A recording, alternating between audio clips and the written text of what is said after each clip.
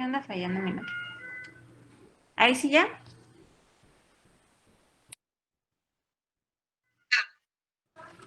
Ok. Muchas de las patologías que hemos visto, o la mayoría de las patologías que hemos visto, van a terminar en la enfermedad renal crónica. Esto, si vemos o recordamos desde el inicio, el riñón nos va a ayudar a regular la tensión arterial, nos va a ayudar a la excreción de productos de desecho, nos va a ayudar a la regulación de aguas y electrolitos, a la regulación ácido-base y va a tener funciones endocrinas. Entonces, ¿qué es lo que pasa cuando vamos a perder todas estas funciones del riñón? Pues entonces vamos a tener alteraciones en la tensión arterial, elevación en los productos de desecho porque no se van a eliminar adecuadamente, alteración en la función o en la regulación del agua y los electrolitos, alteraciones en la regulación ácido-base y en las funciones endocrinas. Entonces, como tal, la definición de la enfermedad renal crónica es un daño renal o disminución del filtrado glomerular menor de 60 mililitros por minuto por más de 3 meses, independientemente de la causa. Puede ser que la paciente haya tenido una falla renal aguda y se quedó con daño renal persistente, y si este va más de 3 meses ya se convierte en una crónica, ¿no? Entonces, todas las etapas de la enfermedad renal crónica están asociadas a un incremento de la enfermedad cardiovascular, muerte prematura y decremento de la calidad de la vida. Por eso es tan importante manejar adecuadamente la falla renal aguda, manejar adecuadamente las glomerulopatías y las enfermedades crónicas no infecciosas como la diabetes mellitus para evitar que esta enfermedad renal crónica sea progresiva y nos lleve a tener una terapia sustitutiva. Entonces, la enfermedad renal crónica, esto es muy importante y creo que se los vuelvo a recalcar más adelante. Por lo general es asintomática. Hasta que nosotros tenemos etapas avanzadas y tenemos una etapa 5, como vamos a ver más adelante en la clasificación, no nos da síntomas. No hay datos fidedignos en etapas tempranas, por lo que es muy importante tener en cuenta en pacientes que tenemos enfermedades crónicas degenerativas que puede presentarse en estos pacientes.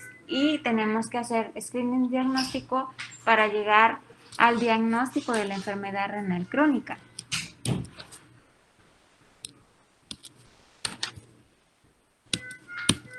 Y ya no vamos a esto.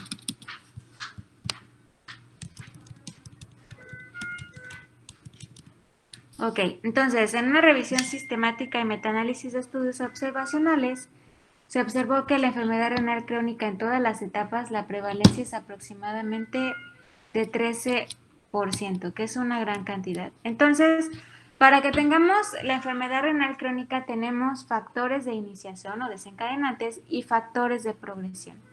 Entre los factores iniciales, que son los que nos van a poder dar una enfermedad renal crónica, existen varias de las enfermedades que ustedes ven acá, que son crónicas degenerativas. Entre ellas, la hipertensión, la diabetes mellitus, la enfermedad cardiovascular son muy importantes, la dislipidemia, la obesidad y el síndrome metabólica, la hiperuricemia, el tabaquismo, un estatus socioeconómico bajo, no es porque sean estatus socioeconómico bajo, sino que tienen menos posibilidades de ir a un médico, menos posibilidades de tener sus medicamentos y entonces de detectar a tiempo una enfermedad renal crónica.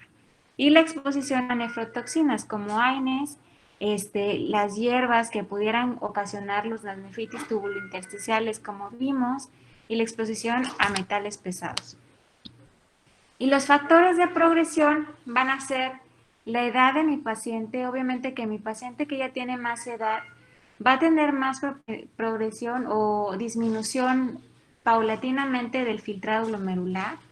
El hombre como tal. Aquí en este libro, como es estadounidense, lo dividen en razas y etnias, ¿no? Y las afroamericanas son más predisponentes. Entonces, si yo no tengo un adecuado control de la presión arterial, va a hacer que la enfermedad renal crónica progrese. Si tengo un control pobre de la glicemia, va a hacer que mi enfermedad renal crónica progrese.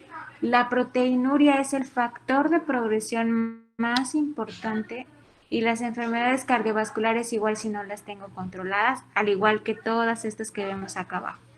La dislipidemia, el tabaquismo, y si no hay manejo de la obesidad, si no hay manejo de la hiperuricemia, si no hay manejo del consumo de alcohol o del daño, el daño renal agudo. Entonces, vamos a encontrar acá que en todas estas de mis factores de inicio, mis factores desencadenantes y mis factores de progresión, hay factores que pues sí puedo yo interferir y puedo hacer o retrasar la progresión de la enfermedad renal crónica, pero hay algunas que pues no voy a poder modificarlas, ¿no? En estas va a estar la edad, obviamente el género, la genética y la pérdida de masa renal. Es decir, si mi paciente tiene una nefrectomía, pues no voy a poder recuperar todas las nefronas que ya se fueron, pues, ¿no? Los factores modificables, es decir, en donde yo puedo incidir para que esto mejore, para que la enfermedad renal crónica progrese lo más lento posible, es manejar la hipertensión arterial, manejar la proteinuria, la glicemia, la obesidad, la dislipidemia. Obviamente el tabaquismo tendría que hacer que mi paciente deje de fumar y la hiperuricemia. Entonces, es muy importante recordarlos. En las etapas iniciales y en las etapas de daño moderado renal, los pacientes van a estar asintomáticos. Siempre los pacientes van a llegar a su consulta y van a decir, no, pero pues, ¿cómo que ya mi riñón está muy mal si yo nunca he sentido nada, a mí no me duele nada, ni he tenido ninguna molestia? Es asintomática. Ya cuando ya me encuentro, obviamente, con una urea y una creatinina elevada, y cuando me encuentro con todas las alteraciones que me van a ocasionar el síndrome urémico, es cuando ya voy a empezar con la sintomatología.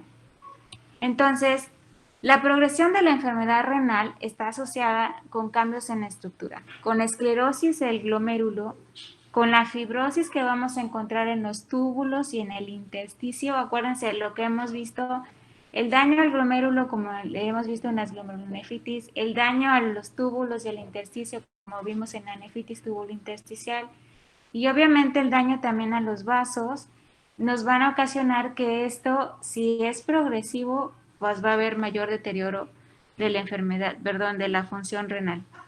Entonces, aunque el inicio del daño sea a nivel glomerular, a nivel tubular, a nivel intersticial o de los vasos, la progresión asociada al proceso inflamatorio que vamos a tener afecta a todos los componentes. O sea, no es que, bueno, el túbulo sí, entonces ya nada más voy a tener disfunción tubular. No, progresivamente va a tener esclerosis a nivel de todo el sistema.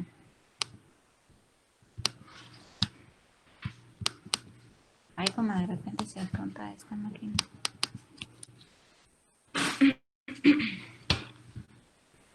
Entonces, aquí hay dos puntos muy importantes que son los que nos van a ocasionar estos cambios, se pudieran decir, ¿no? O son los que van a derivar. ¿Sí? ¿Se pudo? Ok, gracias. Bien. Ay, entonces ya podemos ir más lento. Chicos, es que me había llegado una paciente para colocar catéter, pero le pusieron con funcionar la fístula. Bueno, ok, entonces tenemos que la hipertensión intraglomerular es muy importante, o parte de toda esta fisiopatología se va a dar por esto, y la hipertrofia glomerular. Entonces, esto puede ser desencadenado, ahí todavía no hemos, no se ha definido al 100% cuál es la causa primaria que me va a ocasionar la hipertensión intraglomerular, pero obviamente si cuento que mi paciente es hipertenso de larga evolución o si es diabético de larga evolución, pues encontramos que vamos a tener daño endotelial y aparte, bueno, la vasodilatación renal, por ejemplo, similar a lo ocurrido en la nefropatía diabética, que fue lo que vimos, o la respuesta compensatoria a la pérdida de las nefronas para preservar el filtrado glomerular. Entonces, eso nos dar estos cambios y el daño que nos va a ocasionar esta hipertensión y hipertrofia glomerular nos va a dar daño a las células endoteliales, incremento en el estrés de la pared capilar, incremento de las células mesangiales y liberación de citocinas que nos van a hacer un depósito de matriz extracelular, no igual a la nefropatía diabética, pero muy parecida. Y la liberación del factor de crecimiento beta. Este factor de crecimiento beta es muy importante. Es el que principalmente nos va a dar toda esta esclerosis que vamos a encontrar en estos pacientes. Aquí les puse el esquema como viene en el libro y vamos a ver que, por ejemplo, si ven el daño a las células endoteliales, la liberación de las citocinas es muy importante aquí vemos el daño de las células endoteliales no solo puede ser por una causa de hiperglucemia, que sería una causa metabólica. También puede ser una causa inmune, como vimos en las enfermedades de glomerulonefritis, o un daño hemodinámico, como ocurre persistentemente en los pacientes que tienen hipertensión arterial, ¿no? Entonces va a haber liberación de citocinas, liberación o expresión de moléculas de adhesión, va a haber agregación plaquetaria, va a haber influjo de los monocitos, y toda la liberación de estas citocinas nos va a producir un estado inflamatorio. Este estado inflamatorio nos va a hacer que también haga una activación de las células mesangiales y estas células mesangiales me van a provocar que haya mayor depósito de matriz extracelular y entonces me van a llevar a la esclerosis del glomérulo. Aparte, estas células mesangiales se diferencian o de diferencian, se puede decir, y se convierten en fibroblastos y miofibroblastos. Y obviamente su función también se pierde. Entonces, aquí es como un resumen de lo que pasa, ¿no? En el daño va a haber, ya sea que sean mecanismos o que se hagan mecanismos adaptativos que permiten el remodelamiento, y esto puede llevar a 3. Si es una falla renal aguda, por ejemplo, tal vez me pueda llevar a la recuperación y ya no tenga problema. Si tengo o actúa a tiempo, se pudiera decir.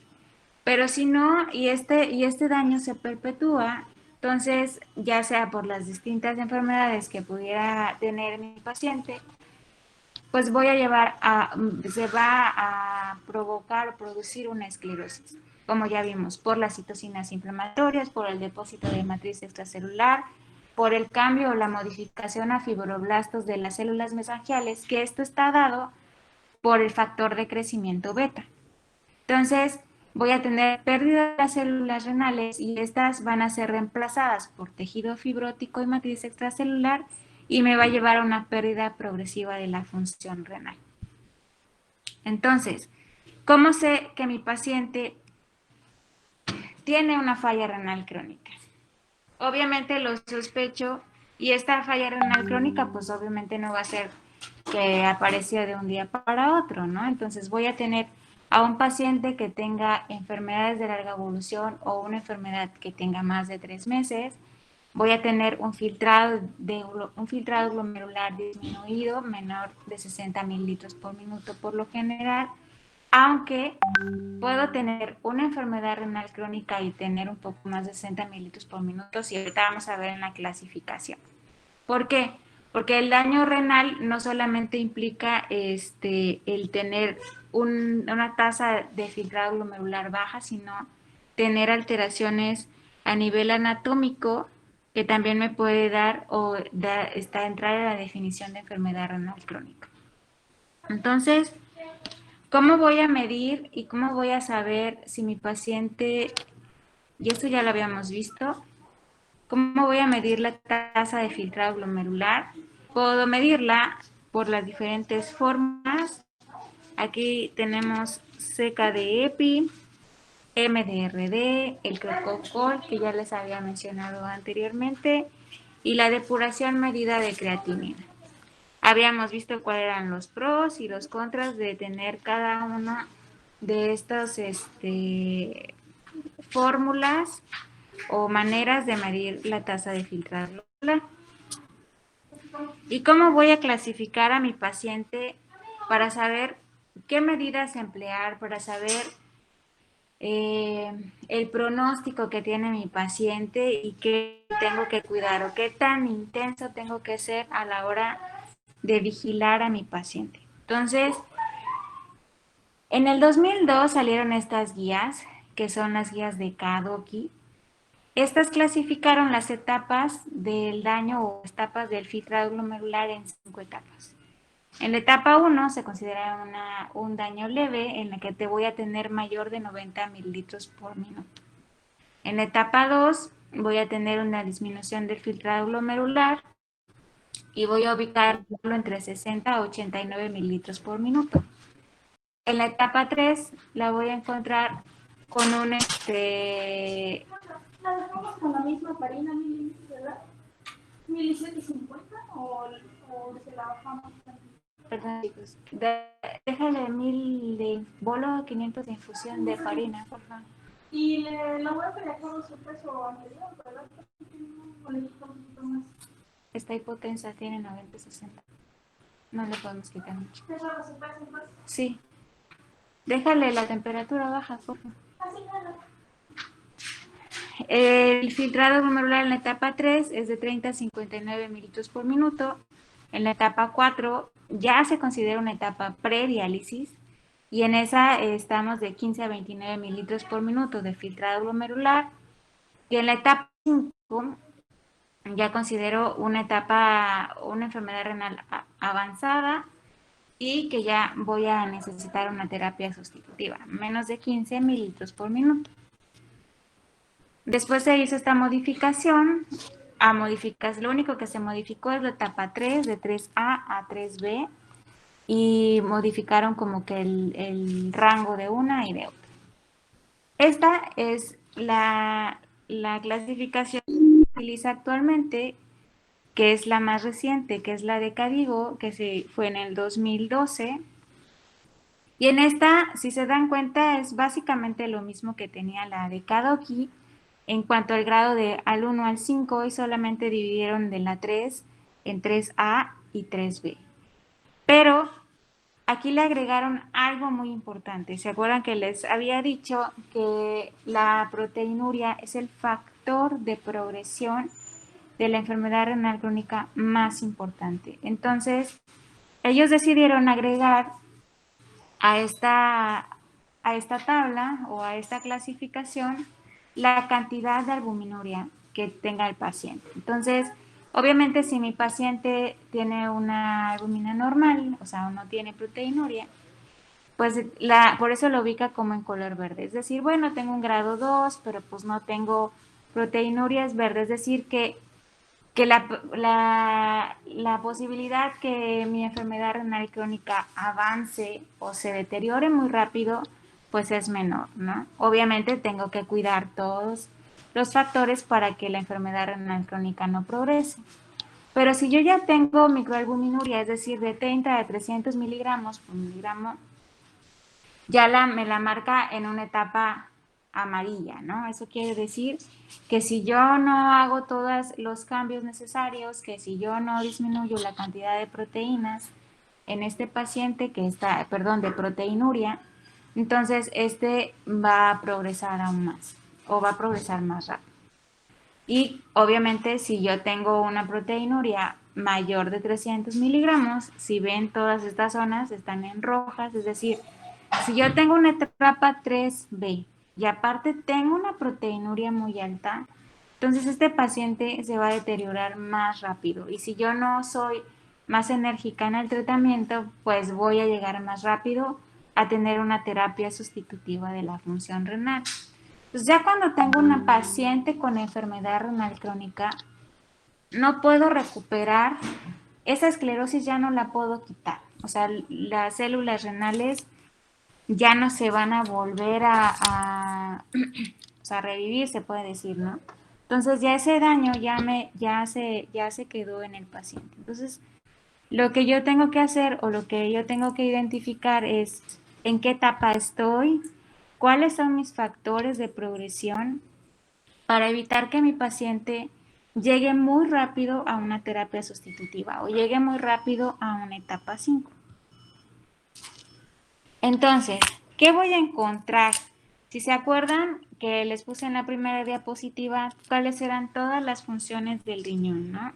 Pues me sirve para regular la presión, para regular los electrolitos, para regular todo lo demás. Y entonces es lo que voy a empezar a encontrar en este paciente. Después, o de menos de ese, cuando ya tiene mi paciente menos de 60 minutos por minuto, es decir, a partir de la etapa 3 de la enfermedad renal crónica de Cadigo, voy a empezar a tener una disminución en la producción de eritropoyetina. ¿Sí? Gracias, Marco. ¿Mande? Se lo quitaron el sábado porque venía muy infectada.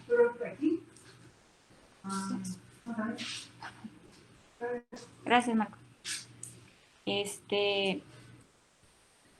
Voy a tener disminución de la producción de eritropoyetina. Entonces mi paciente va a estar anémico o ya puedo encontrar anémico a este paciente, ¿no? Voy a tener un incremento del riesgo cardiovascular. Mis pacientes tienen más posibilidad de 5 a 10 veces de tener un infarto al miocardio, de tener un evento vascular cerebral también.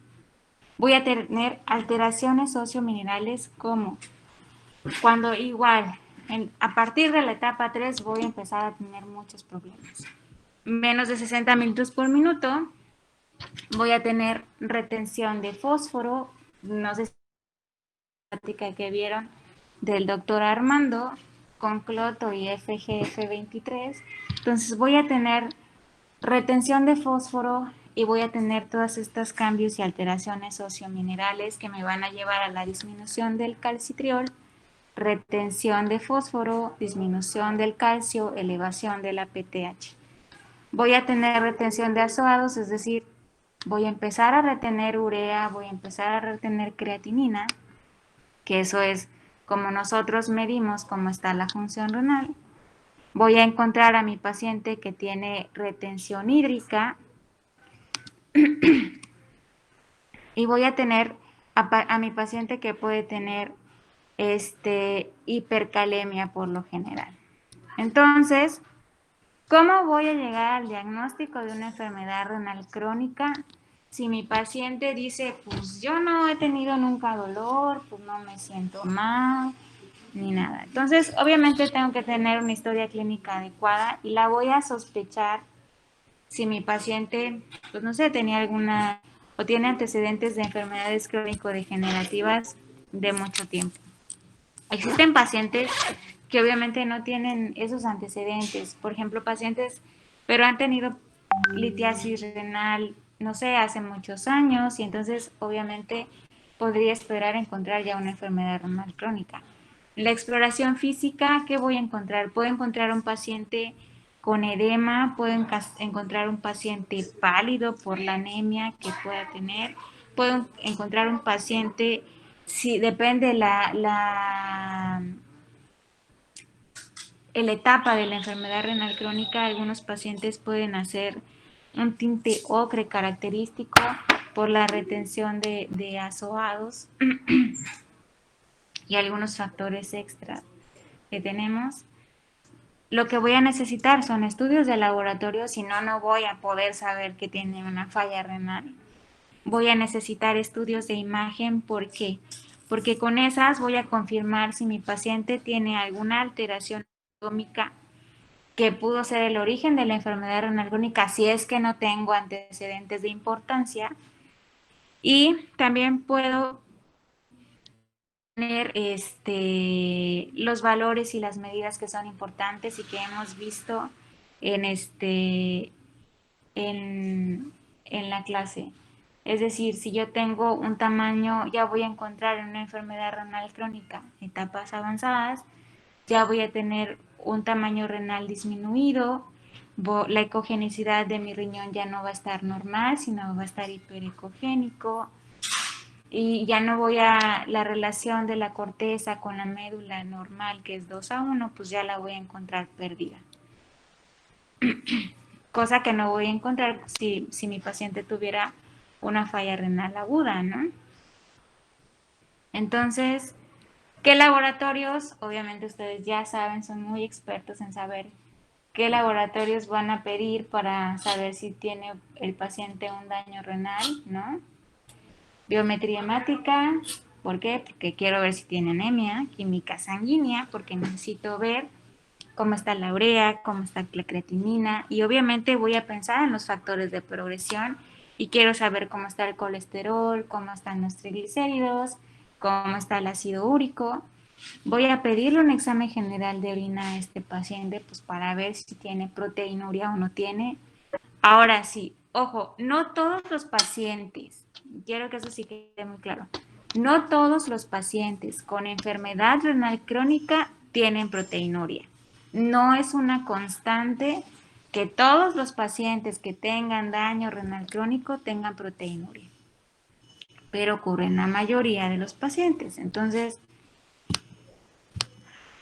tengo que medirlo, si lo encuentro, tengo que medir cuál es la cantidad de proteinuria o la cantidad de albuminuria y obviamente el perfil de líquidos y el ultrasonido renal. Entonces, ¿puedo encontrar una falla renal aguda sobreimpuesta a una enfermedad renal crónica? Sí.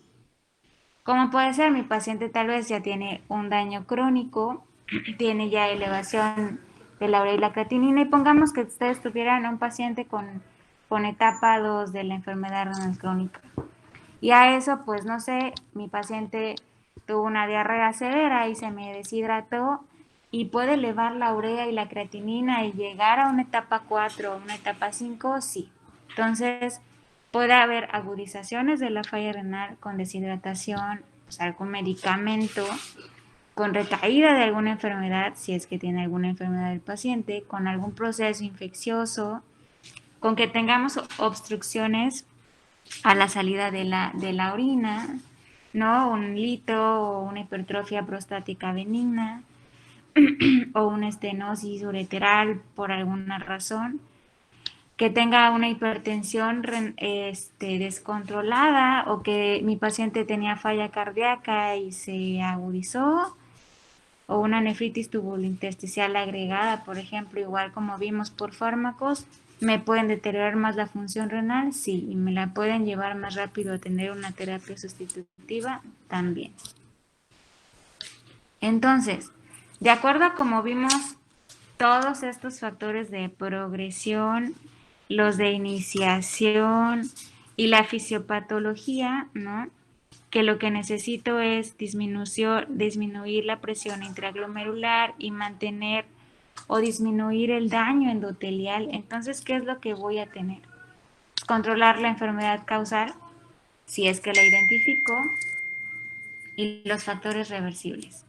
Intervención en los factores de progresión, que son los que vimos, la prevención y tratamiento de las complicaciones de la enfermedad renal crónica y la prevención y tratamiento de factores cardiovasculares, que ustedes ya son expertos, y preparación para la terapia sustitutiva de la función renal, dependiendo la etapa de la función del filtrado glomerular, obviamente, que hayamos diagnosticado o visto en este paciente. Entonces, de acuerdo a las guías clínicas, el control de la tensión arterial es importante. Aquí se menciona que mantener una TA menor de 140/90 si mi paciente no tiene proteinuria y menor de 130/80 si mi paciente tiene proteinuria.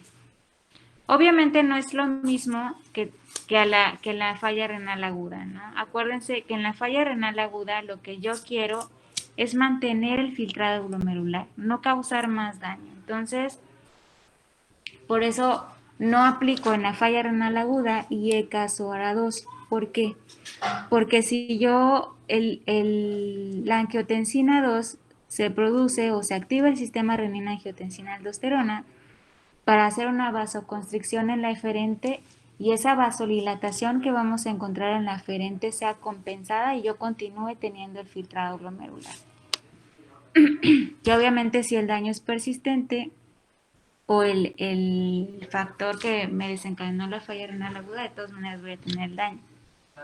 Pero entonces acá yo lo que intento es evitar que se inhiba la angiotensina para que pueda permanecer el filtrado glomerular, por eso no doy IECAS y ARA2.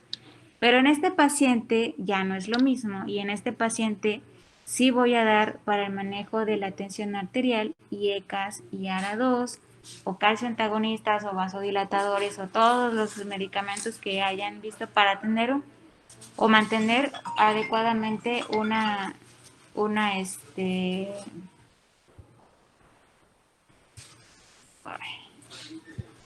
me la botó.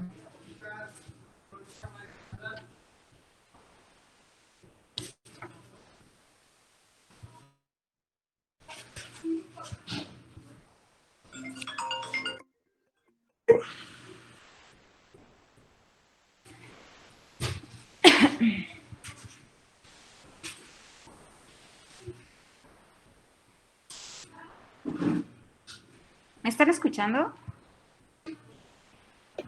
Sí, doctora. Dije, ya no escucho nada. Ok. Entonces, sí voy a tener o usar todos los antihipertensivos que yo necesite para lograr tener o mantener la tensión arterial adecuada. El control de la glicemia. Bueno, la verdad, esta sí fue del 2018. En el 2020 ya salió una nueva en la cual me dice que el control de la diabetes o el control de la glucemia en los pacientes con enfermedad renal crónica depende de la edad, depende de la etapa renal en la que se encuentra y depende de qué tanta función va a tener mi paciente en pocos años o en muchos años. Entonces, en mi paciente que tiene mayor edad, que tiene una etapa renal o la enfermedad renal crónica en una etapa avanzada, o que tiene poca expectativa de vida, se puede decir, entonces no voy a ser tan estricto en el control de la glucemia. Y voy a tener una hemoglobina glucosilada menor al 8%, entre el 6.5 y el 8%. Entonces ya no voy a ser tan estricta como me lo recomienda la ADA, por ejemplo. Y en cambio en un paciente que tenga yo, que es un paciente joven, que es un paciente que debo de controlar o lo ideal es que va a tener, tiene mucha función en cuanto a la vida y en su trabajo y en lo que quiera. Entonces, y quiero retrasar más el deterioro de la función renal, entonces sí voy a ser más estricto y voy a tener una glucemia mucho más controlada y una hemoglobina glucosilada menor a 7% como tal. Obviamente tengo que tener el manejo de la dislipidemia, voy a tener el control o voy a dejar el control de la LDL en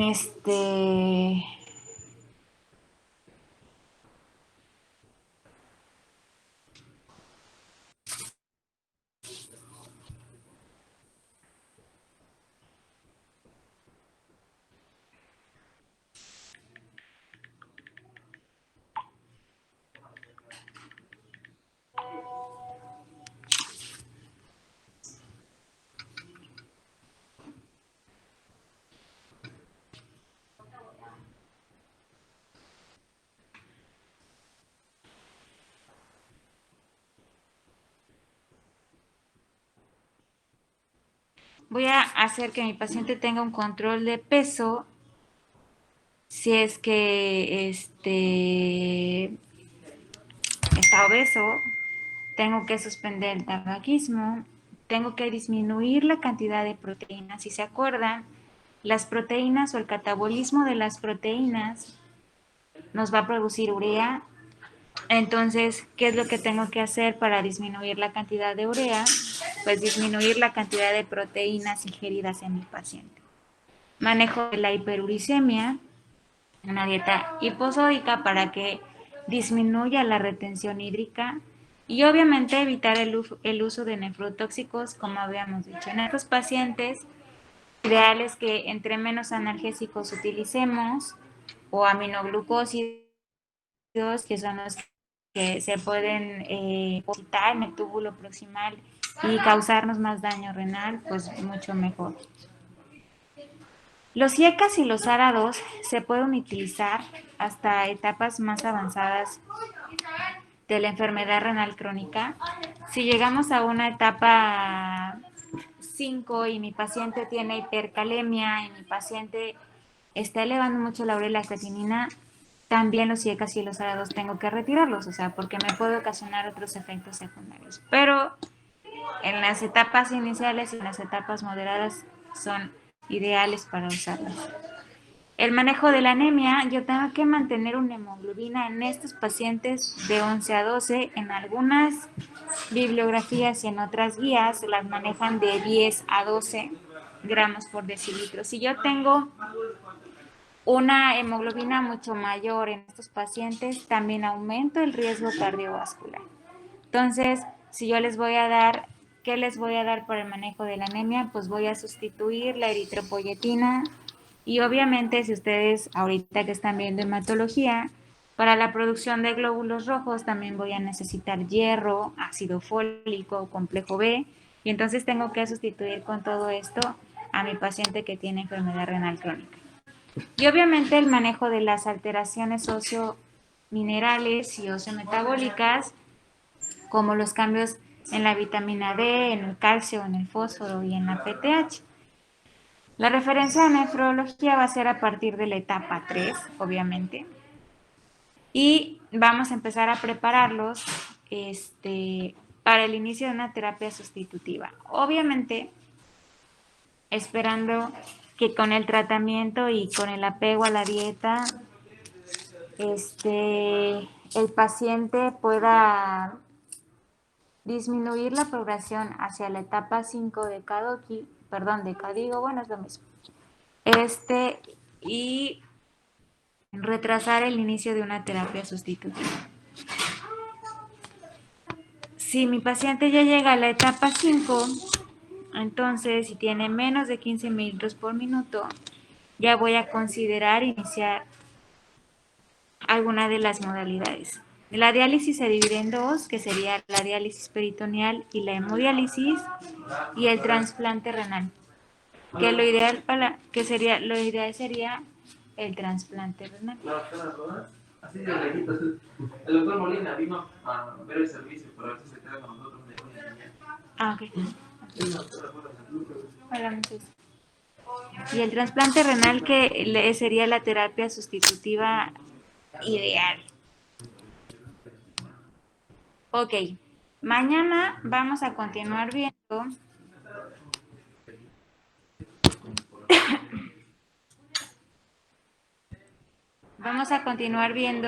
como que un poquito más de las terapias sustitutivas y el síndrome urémico. No sé por qué hay tanto.